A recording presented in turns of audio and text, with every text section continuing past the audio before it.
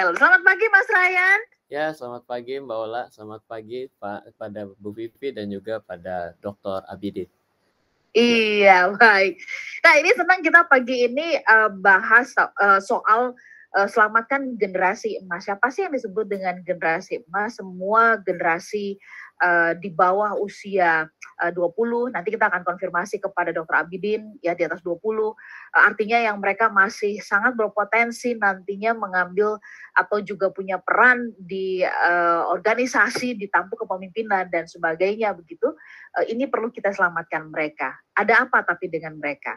Saya punya catatan Mas Ryan dan juga Mbak Vivi ya, berdasarkan data dari tahun 2000 Indonesia menikah sebelum usia 18 tahun. Ya, lalu kemudian sebanyak 1,2 juta perempuan menikah sebelum 18 tahun. Indonesia termasuk dalam 10 negara yang memiliki angka prevalensi menikah yang tinggi.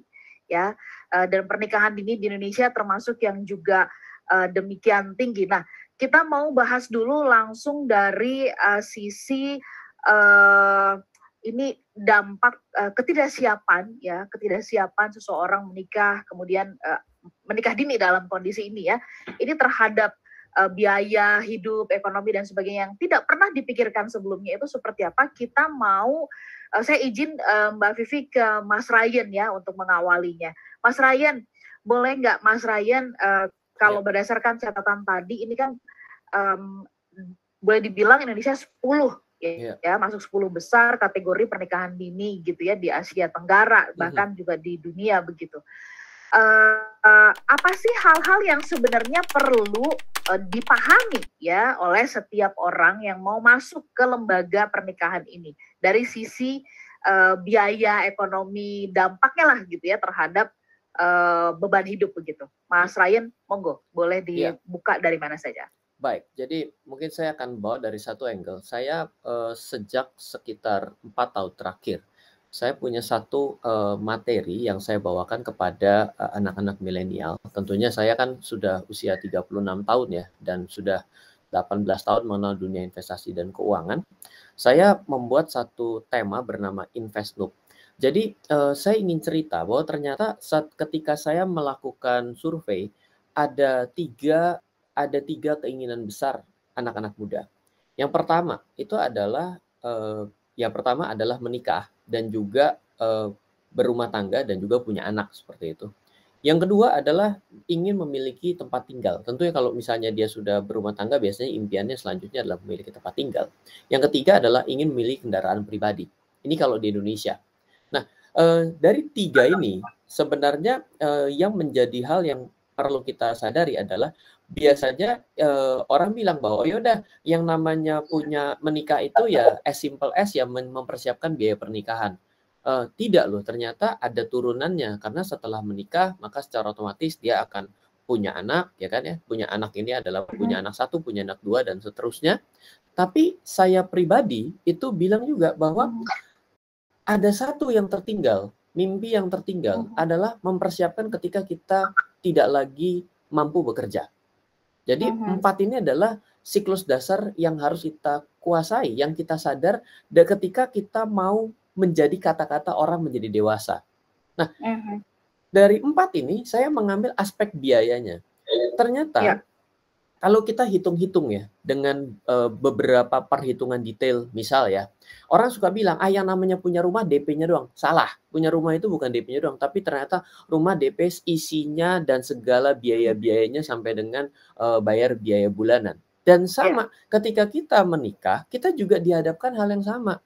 Bahwa ketika kita menikah, bisa pergi menikah dan juga akhirnya berumah tangga, ada anak yang nanti yang mau dilahirkan, itu mulai dari anaknya masih di kandungan, sampai anaknya keluar, jangan dikira biayanya mengecil. Semakin anaknya besar, akan semakin besar biayanya. Dan kalau kita sudah sadar seperti itu, dan biasanya tidak sadar, saya suka bilang namanya adalah blind spot. Blind spot itu adalah seperti kita setir mobil. Ketika kita lihat mau belok kanan, kita lihat kayaknya kosong nih, wah aman ya. Begitu kita putar ke kanan, itu tiba-tiba ada motor sangat kencang dari sisi kanan kita. Swing aja. Itu kalau kita tidak berhati-hati, maka kita bisa tabrak motor itu dan kita masuk perkara yang besar lagi. Syukur kalau cuma nabrak dan nggak kenapa-napa. Kalau ternyata meninggal, panjang ceritanya. Atau ternyata kita ditabrak sama truk tronton, jadi kita yang kenapa-napa. Itu blind spot dalam kehidupan. Ketika kita pergi menuju pernikahan dan juga punya anak, itu banyak sekali ternyata. Dan tentunya hal seperti ini lebih bisa dibicarakan bagi orang yang sudah melewatinya. Nah, jadi saya ada sedikit ya di sini Mbak Ola. Ada satu statement saya bahwa lebih baik kita kalau bicara mengenai yang namanya pernikahan, itu lebih baik kita menghitung kalau kita mulai dengan hari ini dengan nekat-nekatan, sama kita menunda 5 tahun, orang bilang 5 tahun kalau ditunda kan terlalu lama. Tidak, kita jangan bicara mengenai perasaan ya. Kalau perasaan tuh kadang-kadang nggak bisa ditunda. Tapi begitu kita lihat angkanya, kadang-kadang kita bilang, tunda deh, kayaknya saya nggak kuat nih. Kenapa banyak orang yang tidak merasa perlu menunda? Karena mereka tidak pernah berhitung. Jawaban saya seperti itu. Oke. Kenapa mereka bisa nekat? Artinya karena mereka tidak tahu hitung-hitungan. Mas Ryan, nanti boleh ya selepas ini artinya kita dibukakan hitung-hitungannya deh, nggak apa-apa kita sebutin angka aja gitu boleh. ya. Taruh misalkan kita ya ini dengan konsekuensi UMR misalnya seperti itu ya. Dengan ya diawali nanti dengan acara pernikahan yang mengundang 100 orang misalnya gitu ya. Lantas habis itu implikasi pada saat punya anak apa, taruh mau mengontrak, punya motor, kendaraan, mobil, sampai dengan memiliki rumah, itu nggak apa-apa Mas, kita coba bukain angkanya, supaya kemudian ini benar-benar memang, ya bukan shock terapi sih, tapi memang ini supaya terbuka. Bisa jadi pernikahan dini ini memang gencar sekali, banyak sekali, marak terjadi di sekitar kita karena tidak pernah berhitung. Seperti apa hitung-hitungan angkanya, Smart Listener, biaya hidup yang sesungguhnya, kita bahas ya nanti di part yang berikut. Kita akan sambung bahasannya ke Mas Ryan Filbar, tetapi sebelumnya saya sedikit menyampaikan sebuah data juga gitu ya, yang ini bisa jadi juga membuat kita jadi agak tercengang, shock begitu. Kalau di tahun 2008 hingga 2018, angka prevalensi pernikahan anak itu menurun 3,5%. Tetapi pada saat pandemi COVID-19, pernikahan dini atau pernikahan anak itu justru semakin meningkat. Hal ini ditandai dengan pengajuan dispensasi pernikahan di Indonesia naik dari 23.700 di tahun 2019 naik menjadi 34.000 di tahun 2020. Nanti kita konfirmasi kepada Dr. Abidin gitu ya tentang faktornya. Begitu juga dengan Mbak Vivi. Tetapi dalam catatan yang saya dapatkan, pernikahan anak ini disebabkan alasan ekonomi. Kemudian kehamilan tidak diinginkan, ya sudah hamil duluan lah kira-kira demikian. Bosan belajar dari rumah dan menghindari perzinahan. Ngeri ya ternyata ya, faktornya banyak sekali. Karena tadi di awal kita sudah membahas alasan ekonomi gitu ya, biar keluarga lepas dari permasalahan ekonomi. Tapi ini benar nggak sih akan lepas dari persoalan ekonomi, atau justru membuka lubang baru yang justru semakin berdampak kepada ekonomi? Mari kita konfirmasi kepada Mas Ryan Filbert. Mas, salah satu faktor terbesar kenapa pernikahan anak atau pernikahan dini ini meningkat tajam karena katanya supaya bisa lepas dari persoalan ekonomi. Nah, tanggapannya gimana nih? Dan kemudian tolong dibukakan secara angkaannya, hitung-hitungannya, biaya yang dibutuhkan kalau sudah masuk ke dalam pernikahan. Mau nggak Mas Ryan? Ya baik. Ya mungkin saya bingung juga ya kenapa kata-kata keluar dari permasalahan ekonomi. Mungkin ekonomi ya? Ketemunya ini kali ya, sultan-sultan gitu kali, sehingga benar-benar selesai dari permasalahan ekonomi. Tapi dalam hitungan saya, mari kita coba, saya punya satu angka begini. Jadi singkatnya adalah kurang lebih data sekitar 2020, maka saya dapat katakan total biaya untuk bisa memiliki satu orang anak sampai dengan usia 20 tahun, ini meliputi biaya persalinan. Kita ngomong anaknya dulu deh, karena kalau menikah itu kan sebenarnya bisa as low as tidak perlu keluar biaya, kecuali ingin bikin royal wedding, laga-laganya seperti kaisar-kaisar ya, ya itu biaya besar. Kita anggap kita tidak pakai yang seperti itu, kita anggap memang sudah menikah, lalu ingin punya anak, maka total-total untuk bisa sampai anak ini berusia 20 tahun, plus pendidikan, plus biaya sehari-harinya, plus biaya sehari artinya adalah biaya dia kalau misalnya untuk uang sekolah seperti itu ya. Itu sampai dengan usia 20 tahun itu adalah 400-an juta. 400-an juta. Ya. Oke. Artinya kalau kita mau hitung-hitungan yang paling gampang, bila 20 tahun dibagi 240, maka kurang lebih uang yang kita butuhkan untuk kita tabungan dengan cara paling konvensional pakai celengan semar, maka 1.679.000-an. Jadi bila kita per hari ini mau mulai anaknya hari ini juga terbiayai, maka mulailah memiliki uang sebesar 1.679.000 per 1 bulan. Jadi nanti uangnya akan kepakai dari celengan itu ya. Meskipun akan tidak keluar secara langsung karena ada waktu-waktu khusus yang memang besar. Misal ketika dia mulai masuk sekolah, mulai naik ke jenjang yang lebih tinggi, kuliah itu. Dan ini belum termasuk biaya makannya ya. Jadi ini adalah hitungan yang pertama seperti itu. Itu tadi hitungannya itu belum termasuk biaya makan, baru soal buat pendidikan saja begitu kira-kira. Betul. Jadi ada juga yang mungkin orang bilang gini, wah ini hitungannya sudah termasuk apa? Sudah termasuk bersalin, vaksin 3 tahun puskesmas, BPJS kelas 3, uang pangkal, dan SPP sekolah swasta. Kan mau detail nih ceritanya kalau pertanyaannya angka itu keluarnya dari angka kliniknya keluar dari mana. Saya juga itu sudah termasuk seperti itu. Oke. Wow.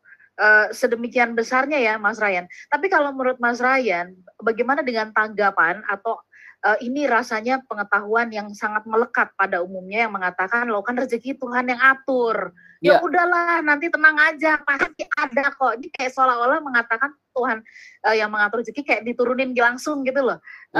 Begitu nggak sih tanggapannya Mas Ryan atau memang benar adanya gitu ya bahwa rezeki Tuhan yang atur pasti ada aja nanti jalannya. Bagaimana menurut pandangan Mas Ryan? Sebagai orang yang berkutat di dunia keuangan, artinya saya selalu bilang bahwa persiapan dan juga keberhasilan itu bergantung kepada persiapan kita. Namun pada akhirnya nanti adalah bagaimana Tuhan bisa memberikan itu terjadi atau tidak. Tapi artinya ya tetap harus ada persiapan kita. Nah, tapi apa yang coba saya bilang begini, kalau kita bilang bahwa rezeki ada yang ngatur, ya kehidupan sampai detik ini kita masih ada juga karena pemberian Tuhan. Betul. Lah artinya dengan kita bilang, ya nanti kalau kita susah ya pasti nanti kita akan dapat bantuan lagi dari Tuhan. Loh kok minta memaksa Tuhan untuk menolong 2 kali? Orang sekarang sudah hidup kita ini sudah karena pemberian Tuhan, nanti dipaksa untuk minta tolong 1 kali lagi ya, saya susah lagi. Lah artinya buat apa kita punya kemampuan berpikir, buat apa kemampuan kita bisa berhitung, itu akan jadi sesuatu yang dipertanyakan juga kalau sampai hanya bergantung tanpa tidak bisa berpikir kan. Ya. Jadi artinya Mas Ryan ini saya juga melihat makna dari kemampuan berpikir dan makna dari kemampuan berhitung itu bukan cuma sekedar kita hitung misalkan kita jual berapa dapat untung berapa, tapi ini justru kemampuan berhitung ini adalah bagaimana bisa mempersiapkan biaya-biaya yang tadi tuh yang menjadi implikasi. Mas, ada nggak kaitannya ketidakmampuan berhitung ini akhirnya kepada persoalan-persoalan yang sekarang ini muncul ya, pinjol, orang terlilit hutang di mana-mana, atau kemudian karena greedy terus tertipu, investasi bodong yang sekarang ini juga lagi happening lagi begitu. Itukah yang kemudian menjadi lingkaran yang sepertinya tidak putus begitu Mas Ryan? Ya, ketika kita menjalani dan begitu jalan kita sadar, kok ternyata biayanya besar sekali. Saya harus cari solusi. Nah, solusinya ini diselesaikan dengan cara-cara jangka pendek. Misalnya, waduh saya lagi butuh untuk anak saya sakit. Ya udah, saya akan pinjam uang karena anak saya sakit loh, nggak ada pilihan loh, menjadi urgent loh. Ini anak saya sakit. Betul nggak? Ketika kita bilang, iya memang sudah kejadian anak sakit dan tidak bisa punya uang, ya dia akan pinjam. Pada saat itu memang betul. Tapi ya kalau misalnya bicara dengan orang yang lebih memiliki perencanaan, karena saya tahu mungkin saja di kemudian hari anak saya sakit, maka saya persiapkan asuransi. Maka saya akan persiapkan dengan yang namanya gizi yang lebih baik. Saya akan buat anak saya makan makanan yang bergizi, makan yang teratur, sadar bagaimana cara menjaga kesehatan. Nah, itu kan pembedanya. Tapi karena kalau sudah kondisikan dalam keadaan yang sakit dan ternyata perlu berobat dan nggak punya duit, ya akan seperti kembali lagi, oh ya udah saya akan gesek kartu saya tidak peduli bagaimana caranya agar bisa sehat. Jangan lupa loh, kesehatan itu mahal sekali. Kalau tidak Iya. percaya, tanya saja orang yang dalam keadaan yang butuh oksigen. Oksigen menjadi dihitung dengan uang. Padahal dalam kehidupan sehari-hari kita bisa menghirup oksigen as low as free kan gitu ya? Betul, Seperti betul. itu kira-kira Mbak Ola. Baik. Oke, saya termasuk mungkin ini yang akhirnya sadar dan tidak ingin terjebak pada pernikahan dini, makanya saya berhitung sih Mas Ryan gitu ya. Hitungan Mbak Ola terlalu lebih ini kayaknya. Persiapannya untuk 3 generasi. Oke, kita sambung listener selepas ini gitu. Idealnya gitu ya, seorang yang artinya berkeluarga gitu ya, dia harus punya penghasilan berapa sih gitu ya di dalam setiap bulannya gitu. Cukup nggak UMR itu untuk menjawab gitu kan? Setidaknya kalaupun dia UMR itu bisa menghasilkan apa ya? Apakah itu kemudian bisa menghasilkan gizi yang memadai, Mas Ryan, ya? Ataukah itu justru yang menyebabkan stunting terjadi? Oke, kita sambung nanti untuk satu sesi yang terakhir secara hitung-hitungan supaya disebut sejahtera sebuah keluarga dan ini berimplikasi kepada negara.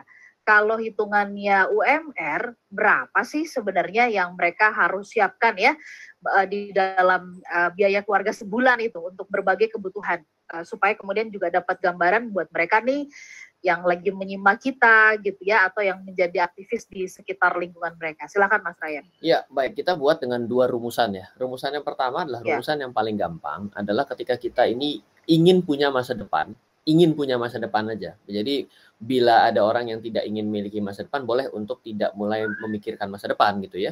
Jadi pertama ketika kita punya pendapatan itu at least harus kita bisa sisihkan untuk investasi kita bagi keluarga kita. Ya, itu termasuk sudah punya anak, termasuk ingin mungkin punya sesuatu aset tertentu, misalnya tempat tinggal. Itu mulailah biasakan dengan 30% dari pendapatan kita.